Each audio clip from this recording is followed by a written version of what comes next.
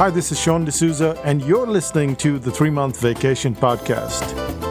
This podcast isn't some magic trick about how to work less. Instead, it's about how to really enjoy the work that you do and to enjoy your vacation time.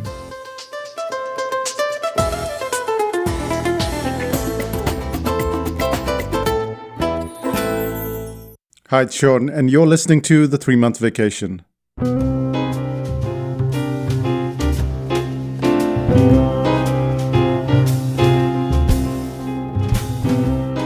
There are 3 distinct stages before we order a meal in a restaurant.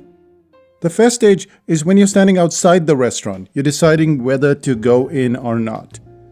And the second stage is when you decide, okay, let's go in, and then you get welcomed into the new space. Finally, it's when you're acknowledged after you sit down. You get a glass of water, you get a menu, and all of this happens so quickly that we don't realize that every stage is essential. More so, the very same stages have to be played out when you're getting a client into a new space, like a membership site, or a course, or even an offline store.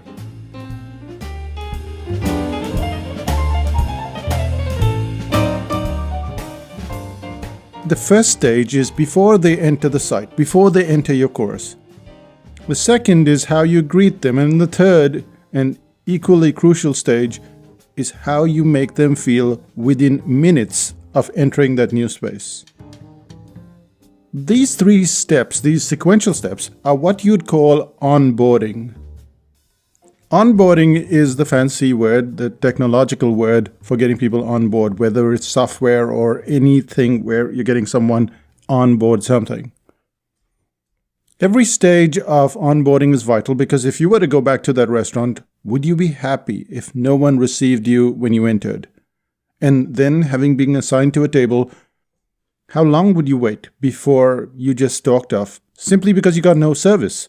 All of these ideas and this very sequence seems very vivid when we think of restaurants, yet we fail to roll it out when clients sign up.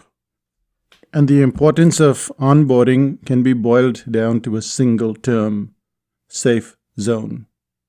Standing outside the membership site, standing outside the course, standing outside the workshop, you are trying to gauge if you're making the right decision. And then once you do, once you get in the door, it is equally important to feel like you're in a safe space.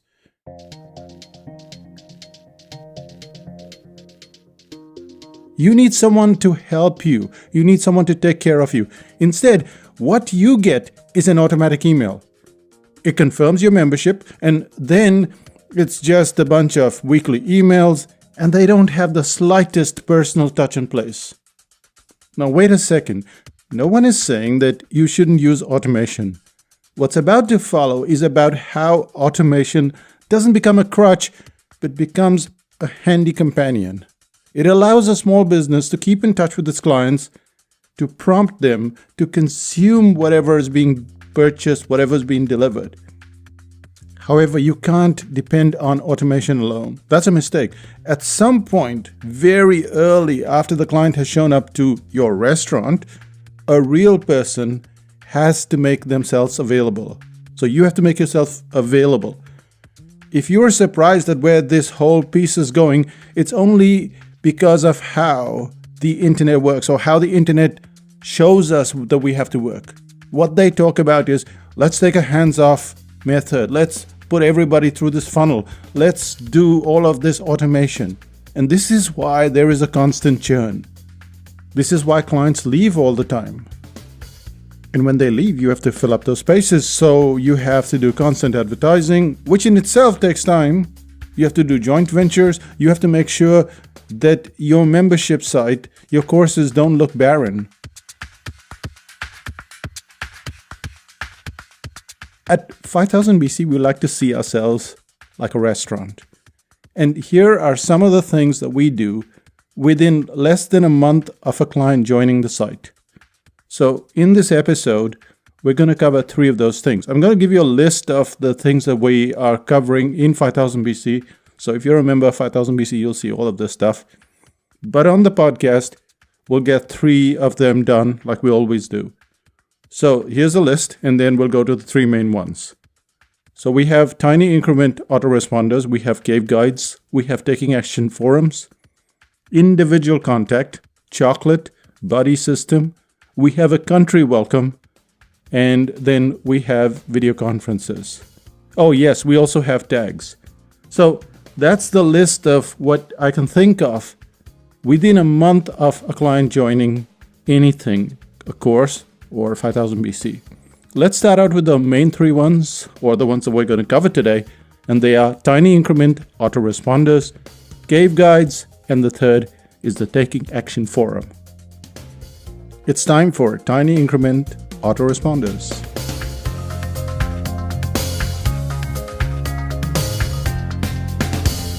Have you noticed how there's a lag when you're talking to customer support on chat?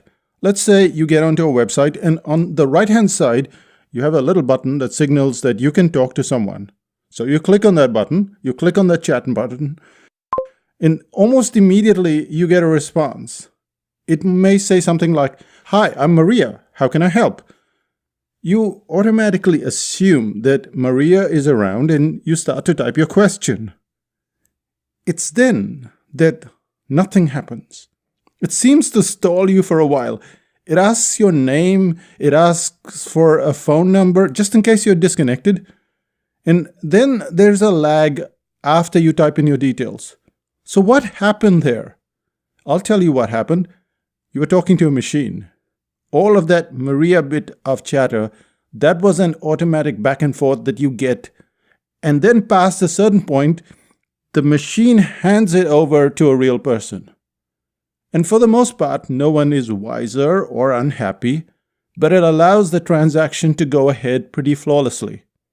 Now, this is what automation can do if used very intelligently, which is why we use autoresponders.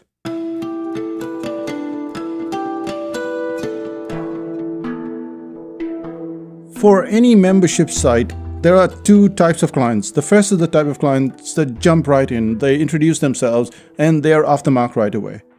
Others may not do that so willingly or so quickly, and so this membership site thing goes onto the back burner. It's so easy to buy something these days, fully expecting to use it, but then other distractions take over. Hence, the autoresponders. And it's not just one autoresponder, there are 7 that show up in the client's inbox over a given period. So we have the welcome, we have meet others, we have the next step, we have the cave guide, we have the handy tools, we have 2 questions, and then what you expected. All of this is automated. Every one of these autoresponders is meant to do something similar as what you'd experience in a chat. They're designed to engage with the client. This means that in the earlier stages, you're giving a sense of where everything is located. Clients are in a new space. They need information. They need to know what's available. And what you're doing is you're giving this information in very, very small bites. But as you go down the line, as you go past 1, 2, 3, you're called to participate. You're given many options to do so. And at every single stage, Renuka or I will respond to the client.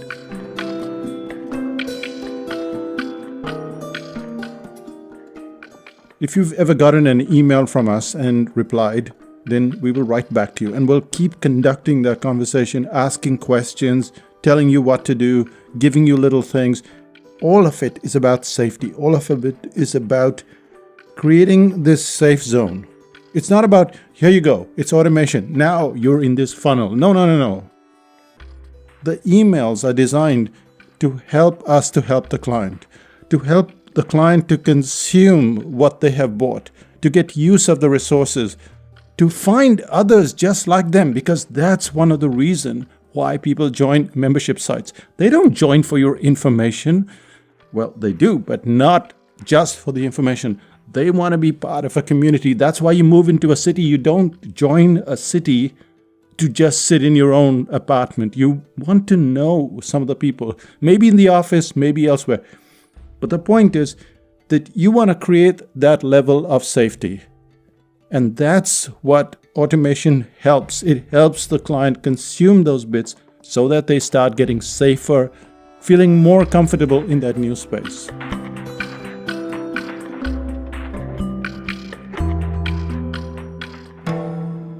Without the automation, it would be too difficult for a small business or any size of business to handle all of the things that you have to tell the client. It's a nightmare just keeping track of who's joined, who's been contacted, what they've been told. And so the automation comes in and it allows us or allows you to give your client pertinent information, to tell them what to do, where to go. And it can do this on an ongoing basis. But this is just the starting point, and there's a lot of little elements that have to be in place. But the first thing that you have to do is work out that automation. How can you get all of those autoresponders or anything that is automated? How can you do that? And then what are those 5 or 6 or 7 things that you can put, and how can they be really tiny things? So that's the first thing that you have to do when you're getting a client into a membership space, a membership site, into a course, into a workshop, whatever. There has to be a whole bunch of things that you have to do to make them feel safe, just like a restaurant. So that's the first thing. But what's the second? The second thing that we're going to cover today is the concept called cave guides. You might not call it cave guides, but essentially it's a concept of guiding. And we are 5000 BC and we have the forum called the cave, so it's cave guides. But why are cave guides, or why are guides essential? Let's find out.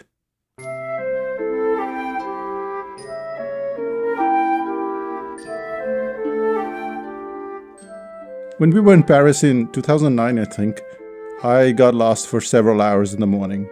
I thought I knew my way around, and so early one morning before Renuka was up, I stepped out for a walk.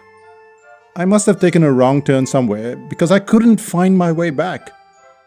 What made it worse was I knew that Renuka would be up and she would be getting ready to go out to have some croissant and coffee, but she wouldn't know where I was. And she didn't know how to reach me because, well, we never have any data on our phones. Even right now, I don't have any data on my phones. But anyway, she didn't know how to reach me, and I can read French reasonably well, but I can't speak anything. And so now we're in this pickle, or I'm in this pickle, and it's nearing 9 a.m. and I have an idea. But the idea involves me finding some kind of internet cafe, which I do, which I was really lucky. I find it, I get to the computer, I pay my money to access the internet, I go into Google Maps, and then I don't know where I am, but I know where I have to go, so I put in that destination. Of course, it tells me how to get there, and I print out the map, and I'm back again.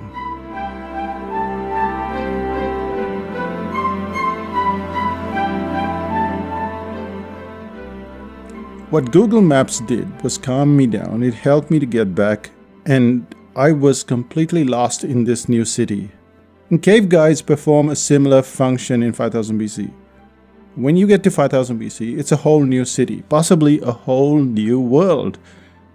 So if you stepped into 5000 BC today, you would find hundreds of articles, you'd find vanishing reports, you'd find over 322,000 posts of extremely valuable discussions. When you sign up to 5000 BC, you have this heightened sense of anticipation. However, despite your excitement, you may find yourself on this very unexpected road. You get lost. There's so much of this information. People sign up because they want the information. People sign up because they want all of this stuff. And then when it comes to them, it's like, which is why there are cave guides. Just like a city where it's so easy to lose yourself, it's very comforting to have a guide, someone that knows their way. So the cave guides are 5000 BC members themselves. They volunteer and they help those who've just joined the membership site. A guide isn't likely to give you any advice, not business advice at least. Instead, the job of the guide is to get you settled in, to make you comfortable, to familiarize yourself with that city.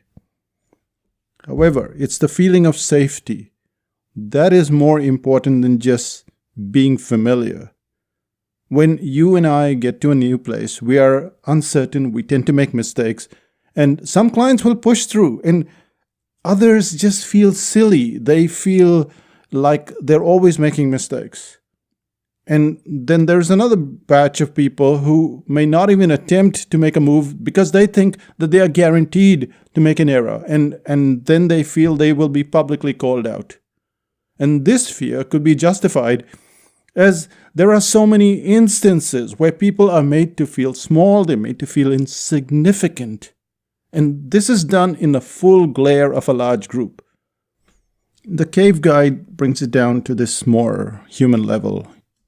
You just have to deal with one person, and that person is specifically dedicated to bringing safety to the system. This allows the newcomer to ask what are very small questions, very trivial questions, and they might seem trivial to the person asking the questions, but in fact, they are huge barriers to getting comfortable in the new space. What we're talking about is an integral part of the onboarding process. Just like in a restaurant where someone is usually around to receive you, you need to have some guide, someone to help you along. And this works in retail as well. So if you walk into an Apple store, you will see this level of guidance. When I walked into an Apple store for the first time in 2008, I had been a Windows user for years. Everything about the Mac was weird, everything was unknown, and it was interesting but still a bit scary.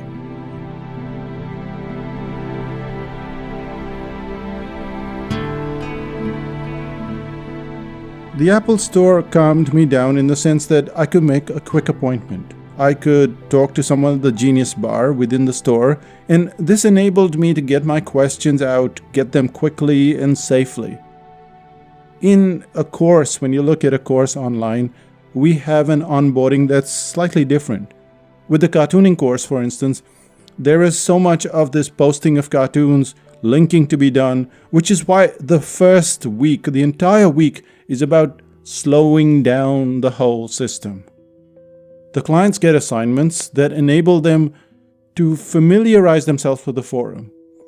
It shows them how to get their cartoons, how to link through Facebook or through a server, how to display those cartoons. With the headline course or other courses like, say, the article writing course, clients are given extremely tiny instructions so that they can work their way through the first week, so that they can familiarize themselves. So they might be told, okay, today you just log in, do nothing. You're not going to see anything, just log in. The next day, go and put in your photograph. Just the photograph. The third day, go and read the alumni posts. And so what is happening here is you're going back to the same space. And you know how it is when you say you drive to the airport the first time. Well, you have to make all of these adjustments because you don't know how far it is, how long it's going to take. Second time, still you're doing that. By the time it's the third time, you know, okay, this is an easy trip.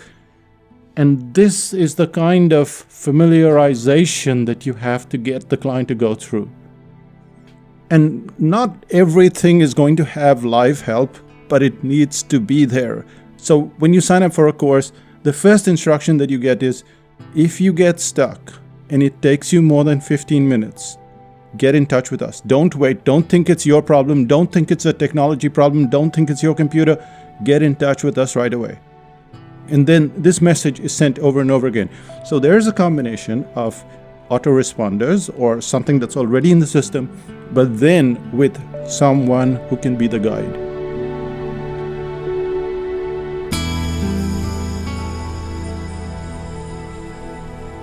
Now, we've been talking mostly about this online system, but even in a live workshop, an on-site workshop in a city, what you have to do is get people to be relaxed. So we have a meet and greet the evening before we go out to dinner, and the clients are often told what to expect next day.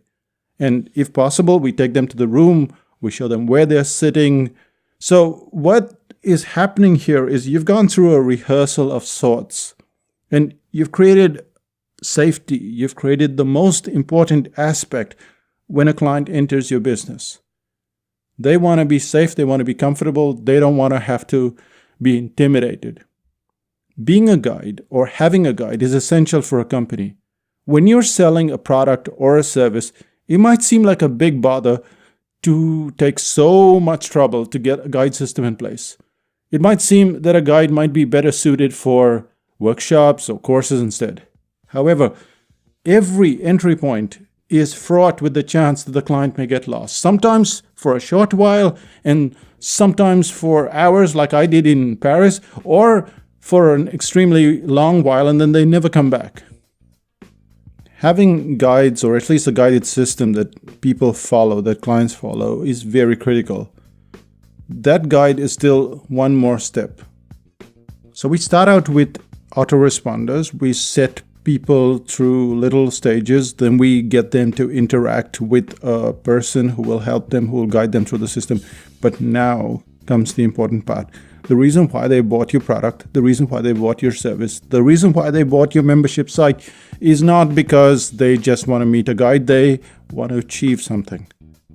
And so the next logical step is to take action, to get something done.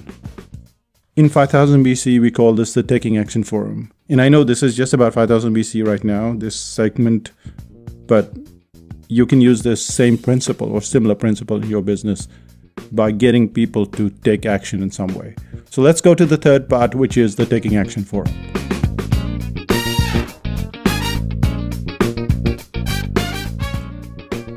Way back in 2009, Mackay Rippey, who was one of the founding members of 5000 BC, he made a suggestion.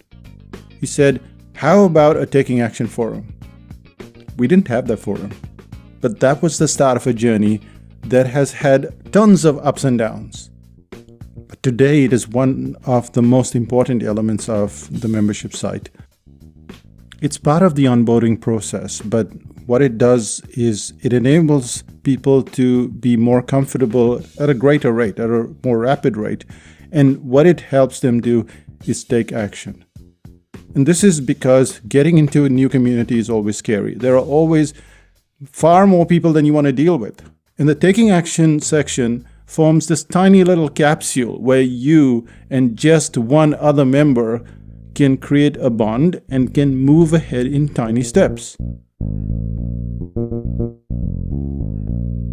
You'd think that a Taking Action post would be easy for clients, right? It's not. Nobel laureate Richard Thaler says, it's not that people are dumb, it's that life is hard. And taking action is one of the hardest things that a person can do, but it's also a very critical step for onboarding. So let's take the example of 5000 BC first and then experience the journey of the client before heading out to see how it may work in other places, both online or offline.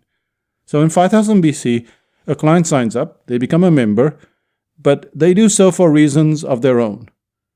They're interested in information, they have access to me, they have priority for the courses that we offer, but they also want to be part of a community. Most people want to be part of a community. And the moment they join, they wander in, they add their details, they add their photograph, they look around, and then they leave. Will they come back? Sure they will. But to get value out of the membership, they have to come back more often. They have not only to absorb the information, but to implement it. And this is precisely the point where things start to go wildly off course. The client is unsure what to ask for, where to ask, and so they start to lurk. And the key is to get them out of that lurk mode, which is where the Taking Action Forum comes in.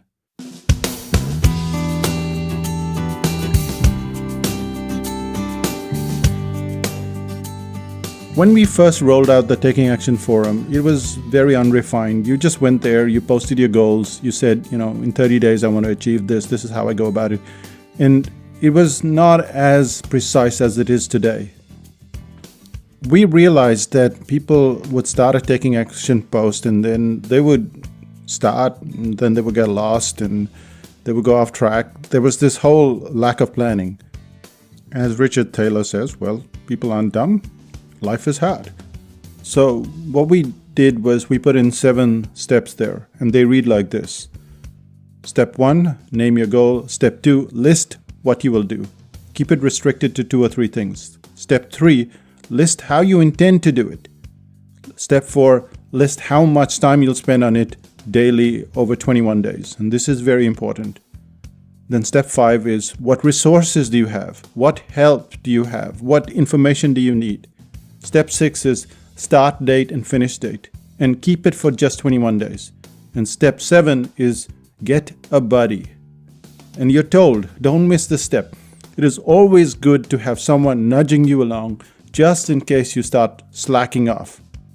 And then there is a final instruction where Renuka says to them, look, send me or Sean an email and we will assign you a buddy. So even that step is taken into consideration. And then we give our email addresses. So all of these steps are very critical, but there is one that surpasses all of them. Naming the goal, putting the list together, all of that organization, that's all crucial to the success of the plan. But the most critical element of all is step 7, which is getting that buddy.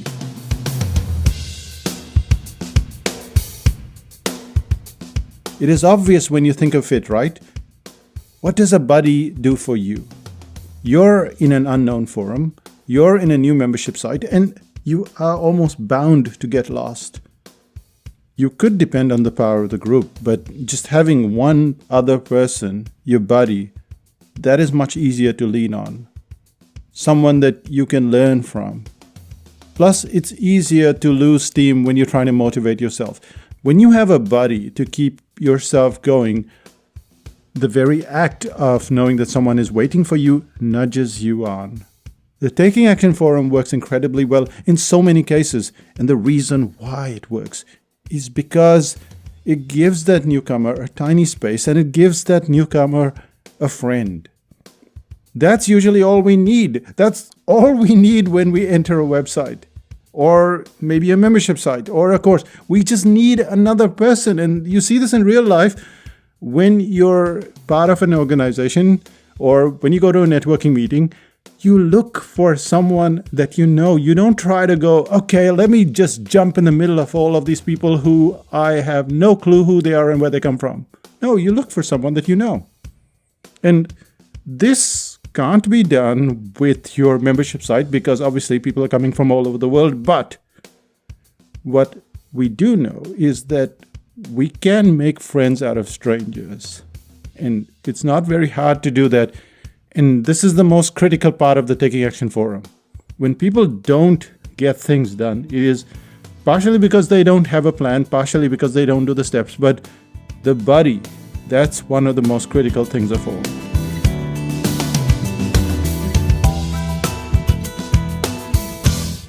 When you have something like a course, like the article writing course or the cartooning course, the group size is different. It's not 1:1. It is usually 5 to 7 people.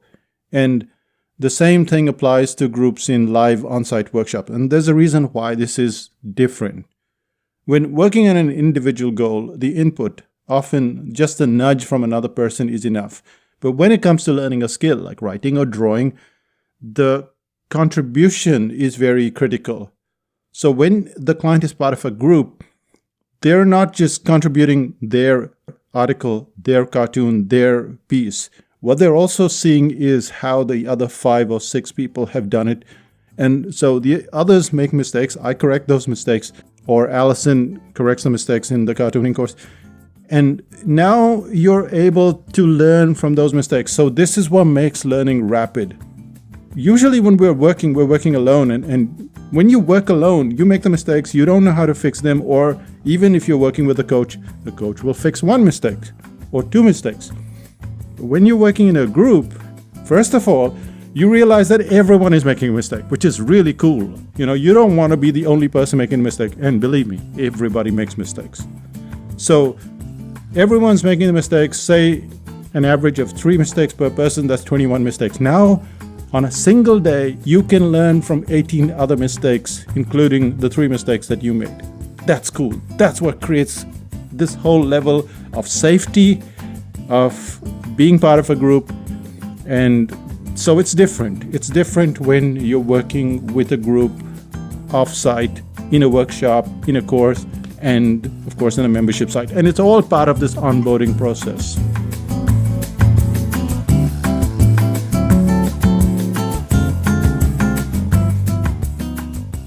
But no matter whether you have a membership site, you have something offline, you want to make sure that you're not just crazy about technology.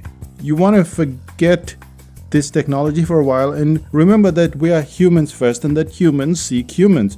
But once they're done with finding the other person, they also want to contribute. And this contribution needs to be their course, their action plan, and also to help the other person. The combination of settling in and getting moving is probably the more natural way for a client to get going and to do so without being in the spotlight. So the final question is, does it work? For the most part, it does, but it doesn't work automatically. In our case at 5000 BC, we make sure that we pair up clients. In the workshops and the courses, it's the same. All of this requires groundwork. All of this requires work. And when one of the pair goes missing, and it happens, there needs to be a mechanism in place so that the clients can get in touch with you and then you can assign another partner. Now, it's easy to say this is too much work, but you can go out there and you can spend money on advertising and it's still work. You can spend time on going and making speeches and doing all that stuff, and that's also work. There is no shortcut to this work concept, and there is no way that you can automate everything or even most of your things because you still have to do the work. What you can do is make it more pleasurable. Pleasurable for you and especially for the client, because we're just fed up of people that are throwing automation at us the whole time. And that brings us to the end of this podcast. So what did we cover? 3 things. The first thing was we started out with the most obvious, which is autoresponders or automation. And we had at least 7 of them. They will be in the transcript. However, if you join 5000 BC, you'll experience this yourself.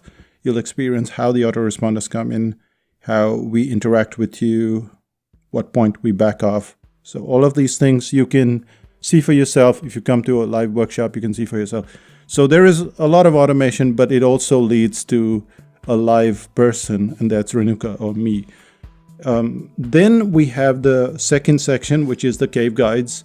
Now, the cave guides are about just like in a city where you're likely to get lost. Not so much anymore with Google Maps and all of the technology, but it's still nice to have a guide. It's still nice to know where you get the good wine, where you get the good food.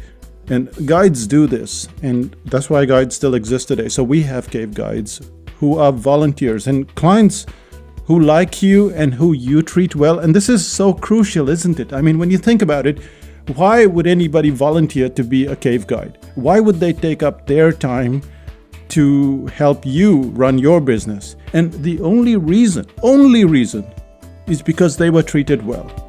That's the only reason.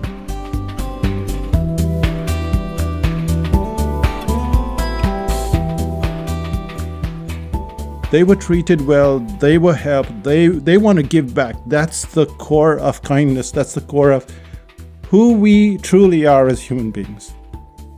And so they volunteer and they put their names up and they put their photographs in, and you can pick your cave guide. And so that's something that you have to do. So you have to first give out this kindness so that you can get this kindness from your clients. And the third thing that we have is the Taking Action Forum, because you can get there, you can be very safe, but you want to take action. You want to drink the wine. You want to eat the food. You want to take action. You want to get your business going. You want to get the software going. You want to learn the skill of the workshop, whatever it is. There is taking action, and you have to then formulate those steps. But you also have to have the body. You also have to have the group. And this is something that we are very fussy about. We go into a great amount of detail to make sure that nobody is left alone, and primarily that others can learn from their mistakes, know that mistakes are part of the whole thing. And that brings us to the end of this podcast. So what is the one thing that you can do?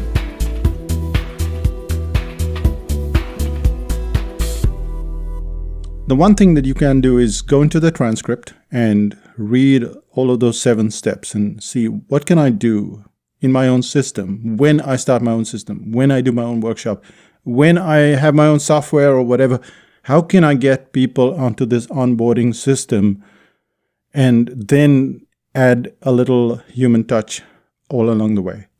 So that's what you can do today, because the rest of it might be a little beyond if you're not into membership sites or courses or don't have that level yet. But if you do, or if you don't, go down to the transcript and look at those 6 or 7 points, because you can put them into practice, at least theoretically, today. And that brings us to Psychotactics Land. What is happening in Psychotactics Land? Well, we are at the tail end of July. And if you get this before the 28th of July, then you have the home study of the Info Products course. Now, the Info Products course is crucial, not so much because you don't know how to write an info product. Anybody can put information together. What's crucial is consumption, which is to get the client to read or to consume your product from one end to the other. And you know how difficult that is for us today. How do you get people right to the end of it so that they consume it and they use it and then they come back for more? And this is beneficial for both of us, for the client and for you as the seller. They get use from it, you get use from it. I don't see any downside in it. So that's the 28th of July. You have to find the Info Products course on our website, get on the waiting list, and you'll get more instructions. The 23rd of September, if you want to put your date down, is for uniqueness. Most businesses struggle not because they are bad, but because they can't separate themselves from the competition. They always struggle for this reason. You ask a business owner, what makes your business better than any other business? And they say, I don't know. We're exactly the same, or we're similar. But worse is where they give you this big, long paragraph. We're better because of this and this and this and this. And there's an example in the uniqueness course itself where you laugh at that example, but that's exactly what you and I have been doing for the longest time. Uniqueness is about how do you get to that one point? How do you cut to the chase? 23rd of September, go and check out psychotactics.com, and there is the uniqueness course there.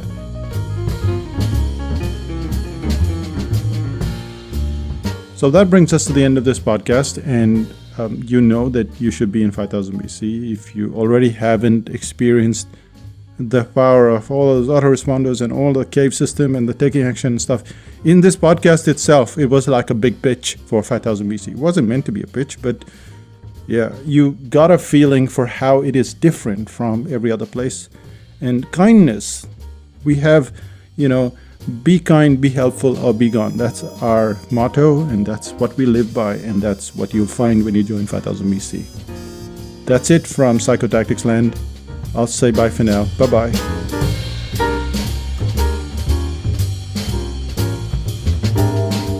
Still listening? Well, people often ask me which is my favorite podcast. That's like asking a parent which is their favorite kid, right? You don't have a favorite, but you have different types of podcasts. And one of the podcasts that I've been listening to is the BBC one, which is In Our Time. It's 1 hour long, and it has 3 experts. And I've been learning about Mount Tambora in the island of Sumbawa and the year of 1816. And I won't bore you more because the podcast is amazing. If you like history, if you like plasma, if you like a whole bunch of eclectic stuff. It's why I started reading The New Yorker, because it was so eclectic and so deep in that one topic. And In Our Time does the same thing. It just goes down this completely nutty route. I think you'll like it if you're crazy like me. I'll say bye for now. Bye-bye.